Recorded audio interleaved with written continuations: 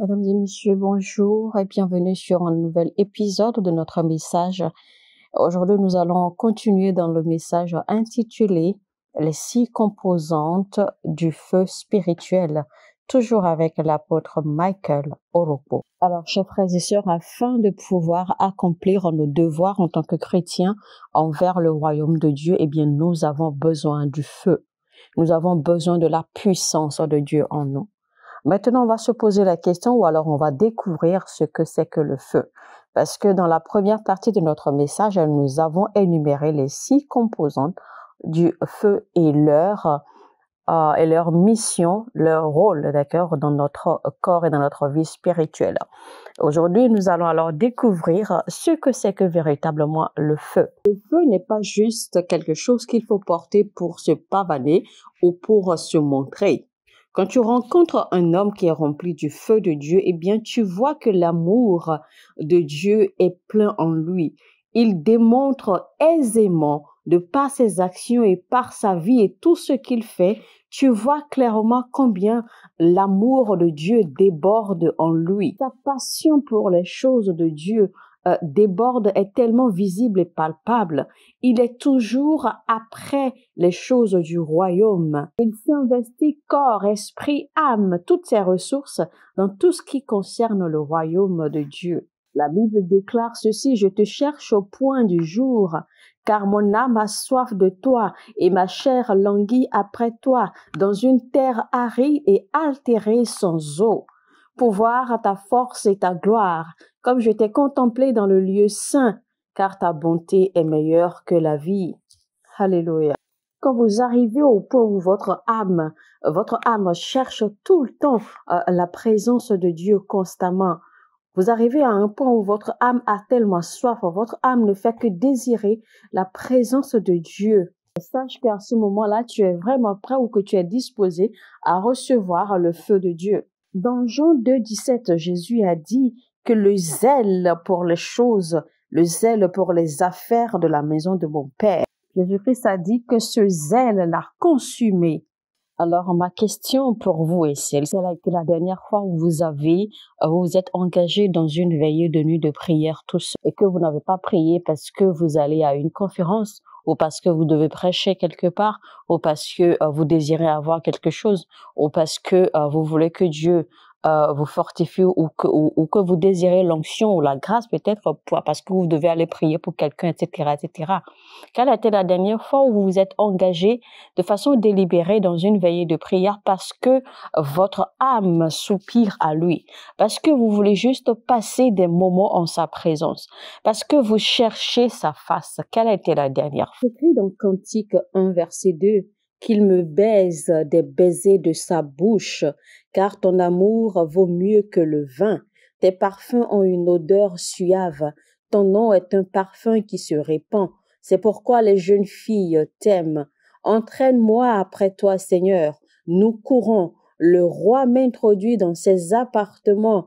Nous nous égarerons. Nous nous réjouirons. À cause de toi, nous célébrerons ton amour plus que le vin. C'est avec raison que l'on t'aime. Alléluia. Cela devrait donc être le genre d'intensité d'amour et de désir, le genre d'intensité de passion que nous devons nourrir à la présence de Dieu. Donc concrètement, c'est quoi un feu spirituel? Bien, le feu spirituel, c'est la puissance pour être témoin de Christ. Parce que quand un homme est vraiment passionné, quand un homme est rempli de feu pour les choses du royaume, eh bien, cet homme va à la conquête des âmes. Tu ne peux pas prétendre avoir le feu de Dieu en toi. Tu ne peux pas prétendre avoir la passion pour les choses du royaume et que tu n'es pas productif sur le terrain. Rappelez-vous, les apôtres, dès qu'ils ont été impactés, dès qu'ils ont reçu la puissance de Dieu, eh bien, ils sont sortis immédiatement dans les rues. Ils ont commencé à aller de ville en ville pour prêcher l'évangile, pour représenter Christ, pour manifester les œuvres qu'ils ont reçues. Dans la première partie de notre message, nous avons vu un peu comment les apôtres ont commencé le ministère de l'évangélisation et comment ils ont gagné 3000 âmes, ensuite 5000 âmes, ensuite toute une cité et ensuite la bonne nouvelle se répandait, plus d'âmes étaient gagnées, plus de gens rejoignaient l'église jusqu'à ce que les gens ont commencé à être impactés pour se diriger dans d'autres villes hors des villes environnantes et que chacun commençait maintenant à porter l'évangile loin. Quand un homme a le feu de Dieu, quand un homme a la passion pour les choses, pour le royaume de Dieu, il désire que tout le monde vienne à la connaissance, il désire que tout le monde reçoive la connaissance de la vérité de Christ. Il désire que tout le monde soit sauvé. Un homme qui est véritablement en feu pour Dieu veut toujours être là dehors en train de chercher à sauver les âmes, en train de prêcher l'évangile. Il cherche tous les moyens pour que les âmes viennent à Christ. C'est le modèle parfait que Jésus-Christ nous a présenté lui-même. Le chapitre 8, à partir du verset 1 jusqu'à 5 et encore plus en bas, la Bible nous fait comprendre clairement que notre Seigneur Jésus-Christ allait de ville en ville, de cité en cité, pour enseigner la parole et il allait partout pour faire le bien, pour guérir les malades, pour prêcher l'évangile, pour délivrer les gens. Donc, si on doit définir bibliquement le feu spirituel, on peut dire que le feu spirituel bibliquement, premièrement, c'est la passion pour Dieu. Deuxième sens, c'est également la passion pour les âmes. Deuxième définition biblique du feu spirituel, c'est avoir cette passion pour la pureté, avoir cette flamme qui brûle pour la pureté. Vous savez que malheureusement, cette génération fait face à ce gros problème de pureté. Vous voyez des gens qui prient, qui sont capables de prier pendant longtemps, qui sont capables de prier pendant des heures. Des gens qui sont capables, de faire des exercices spirituels intenses et de tenir longtemps. Mais en cachette, vous les voyez vivre, avec différents vices, avec différents plaisirs de la chair dans lesquels ils sont engrugés, dans lesquels ils sont emprisonnés. Malheureusement, quand nous sommes rassemblés à l'église, nous jouons tous au sein. Mais quand on se retrouve dehors, notre vie devient autre chose. Et malheureusement, la plupart pensent en fait qu'ils vivent secrètement ou qu'ils arrivent à cacher leurs péchés ou qu'ils arrivent à couvrir leurs péchés. Ce qui n'est pas malin parce que même si les êtres humains ne voient pas les actes que vous commettez ou les actes que nous commettons en cachette, si on doit vous ouvrir les yeux spirituels pour voir le nombre d'êtres vivants, qui vous observent et qui sont témoins de chacun de vos actes, vous serez surpris. Parce que même si les êtres humains ne vous voient pas, les anges vous voient, les esprits vous voient, Dieu vous voit, la nature vous voit, les astres vous voient, les luminaires vous voient.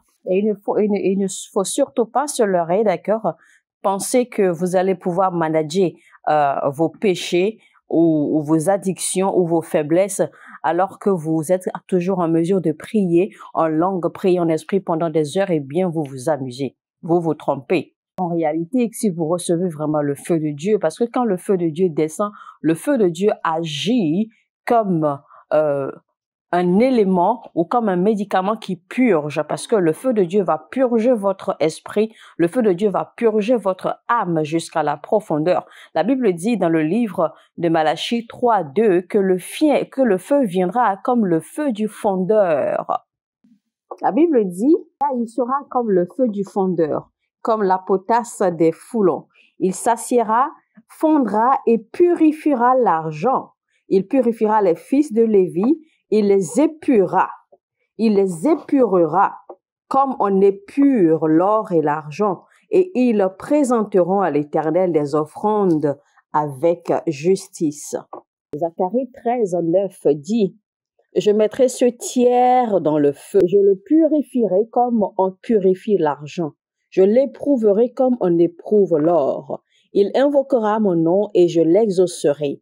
Je dirai, c'est mon peuple et il dira, l'Éternel est mon Dieu. Donc, peu importe ce que tu fais, peu importe ce que Dieu fait à travers toi, tant que tu vis toujours dans l'iniquité et dans le péché, dans l'impureté, tu n'as pas encore le feu de Dieu. Parce que si effectivement tu as le feu de Dieu en toi, eh bien le feu de Dieu en toi va faire que, enfin le feu de Dieu en toi va tuer tout appétit, d'accord, ou toute aisance que tu auras, même devant l'iniquité ou devant le péché. C'est-à-dire que le feu de Dieu, en fait, en toi, va t'épurger de sorte que tu seras toujours mal à l'aise partout où tu entres, dans n'importe quel environnement, n'importe quelle atmosphère où tu sens l'impureté, où tu sens l'iniquité, tu ne seras pas à l'aise. Tu seras toujours irrité et repoussé par tout ce qui est impureté et iniquité. Donc, quand le feu de Dieu vous purge, eh bien, vous n'allez pas seulement être irrité par le péché ou l'iniquité,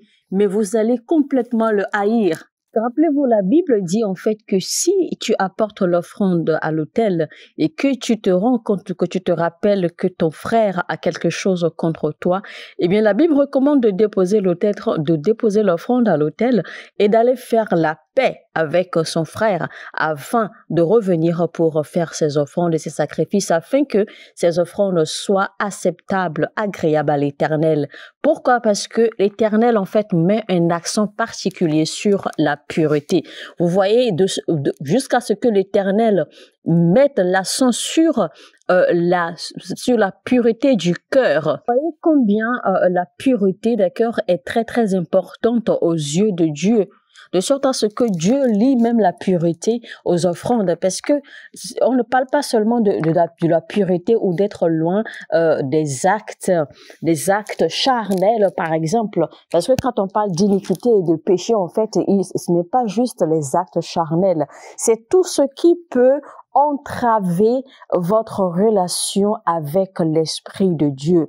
Donc, votre cœur doit être pur, vide de sentiments, vide de ressentiments, vide de malice, vide de colère, vide de tout ce qui peut être négatif comme émotion. Donc, votre corps, votre esprit, votre âme doit être pur. Quand vous vous présentez devant l'autel de l'Éternel avec les offrandes et les sacrifices, voilà ce sur quoi Dieu est en train de mettre l'accent. Donc, vous voyez combien la pureté est importante dans tout ce que nous faisons. C'est pour vous dire aussi que l'impureté et le feu de Dieu ne peuvent jamais cohabiter ensemble. Donc, un homme qui a encore de l'iniquité en lui, et qui est toujours utilisé, d'accord, par Dieu pour faire des œuvres, pour manifester sa puissance, etc. Cet homme peut toujours être utilisé par Dieu comme instrument, comme vase pour toucher les vies. Mais cet homme n'est toujours pas encore en feu. Pourquoi? Parce que le feu ne peut pas s'installer, le feu ne peut pas rester en cet homme parce que il y a encore de l'iniquité, il y a des malices, il y a de petits trucs, d'accord, qui entravent, eh bien, une relation parfaite, d'accord, entre cette personne et l'Esprit de Dieu. Et c'est tout ça qui fait que vous allez voir qu'aujourd'hui, malheureusement, eh bien, beaucoup de prédicateurs, eh bien, nous prêchons, beaucoup savent comment prêcher, d'accord, beaucoup savent comment toucher le cœur des gens, et etc. Mais nos prédications n'ont plus de poids. Parce que même quand les paroles sortent, même quand les enseignements sortent et que les gens les reçoivent, eh bien, les enseignements ne pénètrent pas l'âme des gens. Les enseignements ne pénètrent pas l'âme de ceux qui écoutent. Donc, les gens reçoivent le message, les gens nous écoutent, mais ils ne sont pas véritablement impactés. Ils ne sont pas véritablement transformés. En fait, ils reçoivent, d'accord, ce qu'il faut recevoir à l'instant. Ils reçoivent la puissance à l'instant. Mais une fois qu'ils se séparent de la présence de Dieu, eh bien, le message ou l'enseignement qu'ils ont reçu, ce qu'ils ont reçu en réalité n'impacte plus, d'accord, ou ne cause pas de transformation dans leur vie. La passion dont nous parlons ici, c'est cette passion, ce feu qui brûlait, d'accord, en nos pères spirituels, nos pères dans le Seigneur, nos pères dans la foi qui ont écrit des livres, qui ont écrit des sermons qui n'ont même pas besoin de prêcher eux-mêmes, des livres, des sermons que quand vous lisez, eh bien, votre cœur est touché, votre âme reçoit le message en profondeur et votre vie est transformée. Votre esprit est bouleversé par ce que vous lisez. Parce que ce que vous lisez, en fait, est la vie et un esprit qui vous pénètre pour commencer à forcer un changement en vous, tel point que l'on se demande quel est ce poids ou quel est cet étrange feu ou quelle est cette onction étrange, d'accord, que nos pères dans la foi portaient dans leurs sermons. En fait, c'est parce que ces hommes, nos pères dans la foi, d'accord, connaissaient l'importance de la pureté.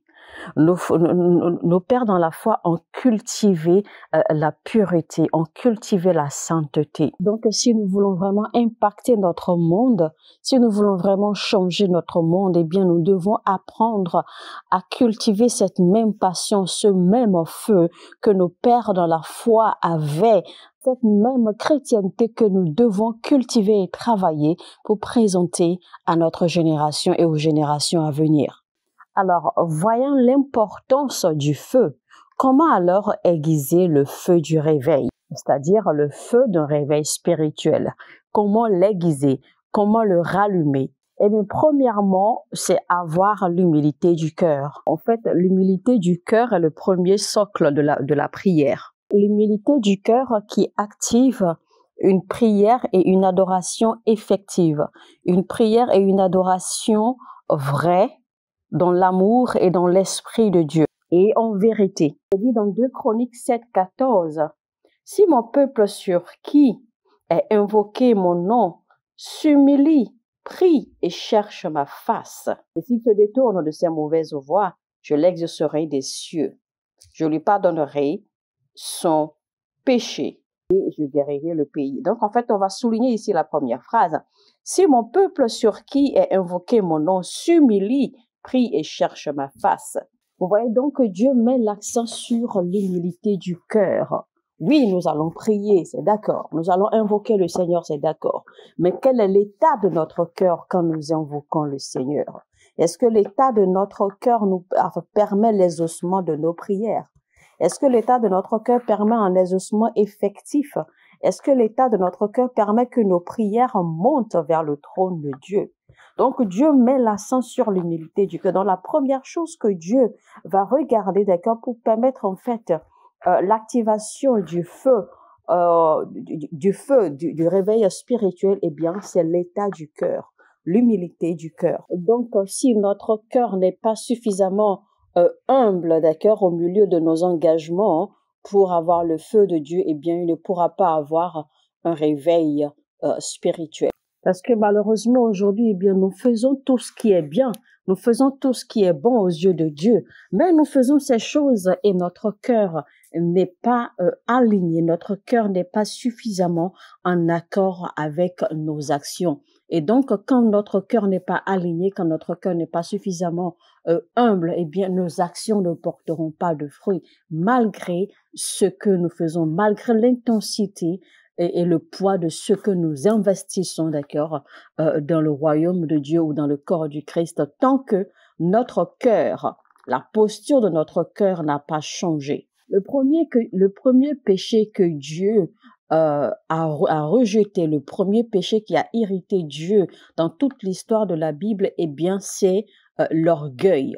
Vous allez voir en fait que eh bien, Satan était, d'accord, assis avec Dieu, parce que Satan, il était la lumière.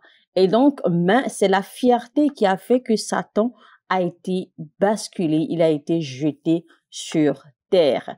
C'est à cause de l'orgueil qu'il a perdu son trône. Il a perdu sa position, d'accord, dans le ciel. Il a perdu sa position au milieu des anges. Rappelez-vous également qu'il est écrit dans la Bible que Dieu est l'orgueil et qu'il fait grâce à ceux qui s'humilient. Il est écrit clairement que Dieu n'aime pas l'orgueilleux, mais qu'il fait grâce à celui qui est humble. La deuxième chose qui sponsorise un réveil spirituel authentique, eh bien, c'est la repentance sincère. Je ne parle pas ici, d'accord, de cette repentance semblante que nous avons l'habitude de faire devant Dieu et nous pensons que nous sommes malins parce que normalement, quelqu'un qui se répand ne retourne plus à ses vomis. Quelqu'un qui se répand est suffisamment brisé, suffisamment touché par le péché qu'il a commis. Ça veut dire que sa conscience est tellement vive qu'il ressent une blessure profonde. Sorte que, en fait, il se détourne, d'accord, des voies qu'il avait empruntées, des voies de l'iniquité ou des voies du péché pour lesquelles, en fait, il est en train de se repentir. Mais généralement, aujourd'hui, ce que nous observons, eh bien, quand l'on commet un péché, eh bien, l'on vient devant l'Éternel, on pleurniche et on dit, Seigneur, pardonne-moi. On dit qu'on s'est repenti, mais dès qu'on tourne le dos, eh bien, on retombe encore dans la même chose. Et on ne fait que répéter et répéter et répéter. Et donc, notre repentance n'est jamais complète. Normalement, quand vous êtes vraiment repenti, eh bien, vous ne retournez plus aux choses que vous aviez l'habitude de faire. Parce que quand vous êtes vraiment repenti, l'Esprit de Dieu vous brise. L'Esprit de Dieu vous fait ressentir la douleur de ce que vous avez fait. Et cela vous convainc, cela convainc votre esprit. Vous êtes convaincu dans votre âme que vous ne devez plus retourner, d'accord, aux choses passées ou aux choses que vous aviez l'habitude de faire ou à cette chose pour laquelle vous êtes en train de vous repentir. Si l'on veut vraiment assister à un réveil spirituel, eh bien, nous devons être prêts à humilier notre cœur, d'accord, au lieu de la prière. Et si on doit revenir au même verset de 2 Chroniques 7, 14, eh bien, ce verset dit clairement, « Si mon peuple sur qui est invoqué mon nom s'humilie, prie et cherche ma face, et s'il se détourne de ses mauvaises voies, je ferai des cieux. » Vous voyez? Donc, il y a lieu de se détourner de ces mauvaises voies. Il y a lieu de se détourner de l'iniquité, du péché, de tout ce qui est négatif, d'accord, qui pourrait entraver notre relation avec l'Esprit de Dieu et qui pourrait entraver un réveil spirituel effectif. Il doit donc avoir une repentance sincère. Troisième précurseur, le troisième élément précurseur au réveil spirituel effectif, eh bien, c'est de chercher et trouver la révélation de la parole de Dieu. Psaume 80, verset 18 dit, « Fais-nous revivre, Seigneur, et nous invoquerons ton nom. Nous revivre, Seigneur, et nous invoquerons ton nom. » Alors, comment est-ce que le Seigneur va-t-il nous faire revivre? Ézéchiel 2, verset 2. « Dès qu'il m'eut adressé ces mots, l'Esprit entra en moi et me fit tenir sur mes pieds, et j'entendis celui qui me parlait. » Ceux qui ont vraiment le feu, d'accord, pour Dieu, tous ceux qui sont vraiment passionnés et remplis du feu pour le royaume de Dieu, eh bien, ils sont saturés de la parole de Dieu. Pas seulement de la parole, mais ils sont saturés, d'accord, des révélations profondes cachées dans la parole de Dieu. Donc, si vous n'avez pas la parole, si vous ne lisez pas la parole et que vous ne cherchez pas la révélation cachée derrière les mots que vous lisez dans la Bible, eh bien, il vous sera difficile de voir ou d'expérimenter un réveil spirituel. Dans Lévitique 6, 12, il dit « Le feu brûlera sur l'autel et ne s'éteindra point. Chaque matin, le sacrificateur y allumera du arrangea l'holocauste et brûla la graisse des sacrifices d'action de grâce. » Alors, ce qu'on va souligner ici, c'est la première phrase. « Le feu brûlera sur l'autel et il ne s'éteindra point. » Alors, que faire pour que le feu ne s'éteigne pas? Il faudrait alors que le sacrificateur y mette du bois régulièrement. Et ce qui représente le bois ici, c'est la parole de Dieu. Comme nous sommes tous assis ensemble et que nous écoutons les enseignements, nous écoutons la parole de Dieu, eh bien, dès que la révélation sort de la parole de Dieu, la révélation ne pénètre pas tout le monde de la même façon. C'est justement en cela qu'on l'appelle révélation. Parce que quand la révélation derrière la parole que nous entendons nous pénètre chacun, eh bien, la révélation, c'est que a un effet ou un rôle particulier qu'elle joue dans la vie de chaque. Parce que nous sommes différents, nous avons différentes constitutions spirituelles et etc. Donc, la révélation peut venir, d'accord, peut pénétrer quelqu'un et agir en cette personne, soit comme un jugement, soit comme un objet de réconfort, soit comme un objet de guérison, soit comme un objet de délivrance, soit comme un objet, soit comme un objet, soit comme une substance. D'accord, je préfère dire substance, pas objet, comme une substance qui pénètre et qui transforme votre cœur, comme une substance qui pénètre et qui impacte votre âme, comme une substance, une révélation qui vous pénètre et qui change votre perception des choses, qui change votre vision des choses. Donc, quand la révélation sort de la parole de Dieu, eh bien, elle pénètre chacun différemment et elle effectue un travail différent également, d'accord, en chacun de nous selon les besoins présents ou selon la volonté de Dieu ou selon ce que Dieu veut fixer dans la vie de chacun. C'est en cela qu'il est important d'être toujours connecté à la parole de Dieu, de toujours lire la parole de Dieu, parce que la parole que vous lisez tous les jours, avec le temps, la parole finira par prendre chair dans votre vie. Et c'est ainsi que vous allez commencer à expérimenter une transformation, parce que c'est ainsi que de l'intérieur à l'extérieur, vous allez commencer à être changé, à être transformé. Et donc, c'est ainsi que vous allez pouvoir déclencher le feu de Dieu à l'intérieur de vous, d'accord, dans le temps, et surtout avec une persistance, une consistance et une dédicace sérieuse, un engagement vraiment sérieux et un cœur sincère et humble.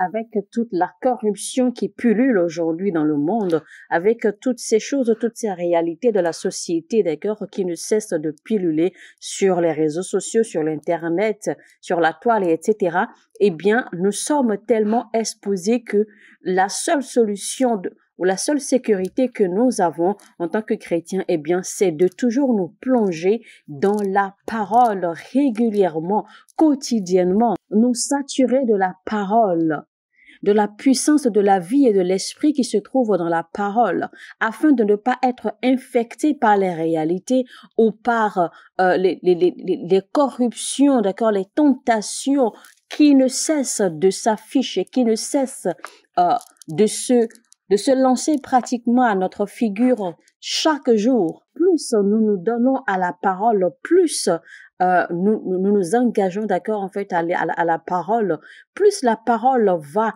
demeurer en notre esprit, en notre âme, et plus nous allons, d'accord, avec le temps, commencer à ressembler, d'accord, à l'essence que la parole porte. Et comme il est écrit dans la Bible, que notre Dieu est un Dieu notre Dieu est un Dieu de feu dévorant. Donc, il est un feu dévorant et notre Dieu se trouve dans la parole.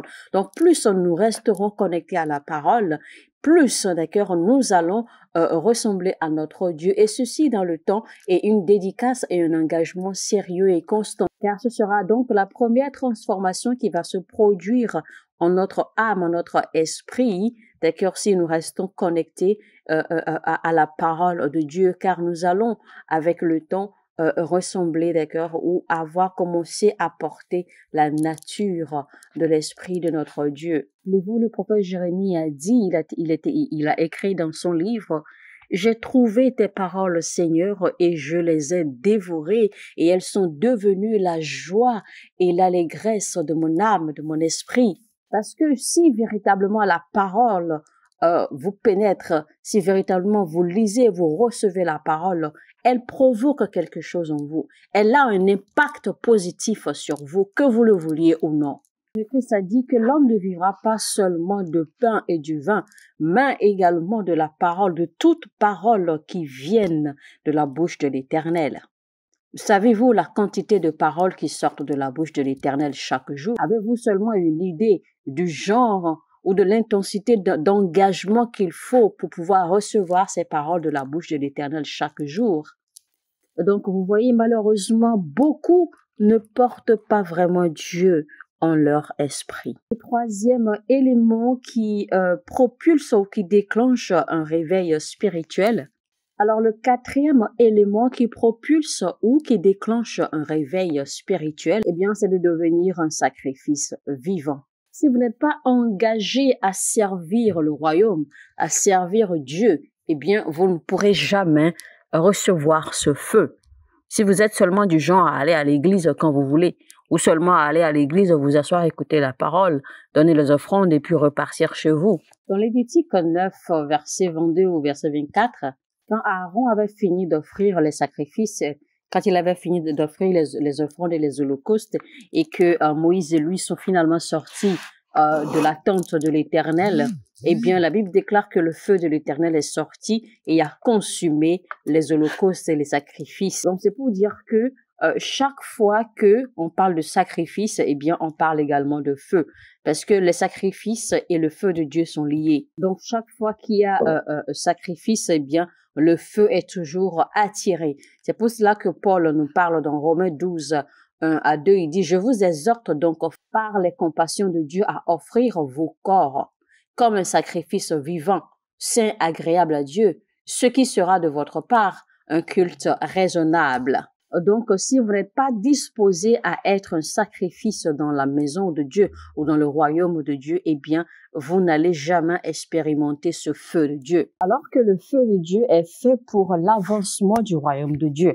Alors, si vous n'êtes pas disposé à être un candidat pour l'avancement du royaume de Dieu, eh bien, qu'est-ce que le feu de Dieu ferait sur vous? Vous ne pouvez pas avoir le feu de Dieu. Cinquième clé ou cinquième élément qui propulse un réveil spirituel, c'est l'esprit de l'unité. Je peux avoir le feu de Dieu dans un corps qui est divisé. Donc là où il n'y a pas d'unité, là où il n'y a pas d'entente, eh bien l'esprit de Dieu ne peut pas reposer et le feu de Dieu ne peut pas reposer. Rappelez-vous quand les disciples étaient ensemble dans une même chambre.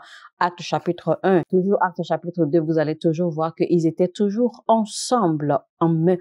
Et c'est là qu'ils ont reçu le feu. C'est là qu'ils ont reçu la puissance de Dieu.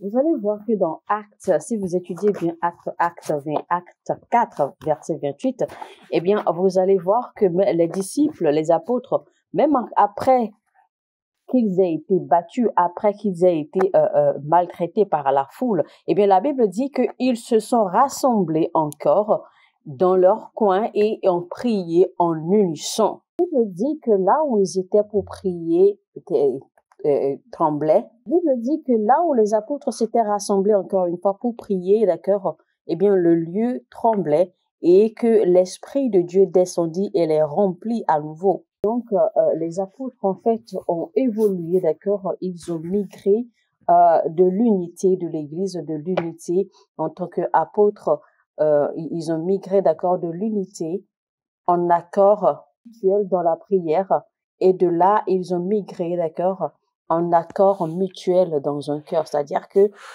leur esprit est devenu un, leur cœur est devenu un seul. Donc, ils avaient tous le même but, la même vision, les mêmes objectifs, les mêmes prières. Ils priaient et ils faisaient tout pour un et un seul objectif. Et il n'y avait pas de désaccord, il n'y avait pas de faille entre eux. Et c'est ainsi que la puissance de Dieu, le feu de Dieu reposait sur eux permanemment. Et si nous sommes véritablement prêts aujourd'hui dans l'Église, dans le corps du Christ, d'accord, à marcher avec Dieu main dans les mains, à marcher dans les pas de Dieu, si nous sommes vraiment prêts à être disposés pour recevoir l'Esprit de Dieu, pour recevoir les instructions et pour nous préparer comme sacrifice vivant pour l'avancement de ce royaume de Dieu, eh bien, nous ferons mieux de travailler, d'accord, en fait, à bâtir l'unité au milieu de nous. Donc, si nous voulons voir, si nous voulons expérimenter le feu de Dieu, la puissance de Dieu,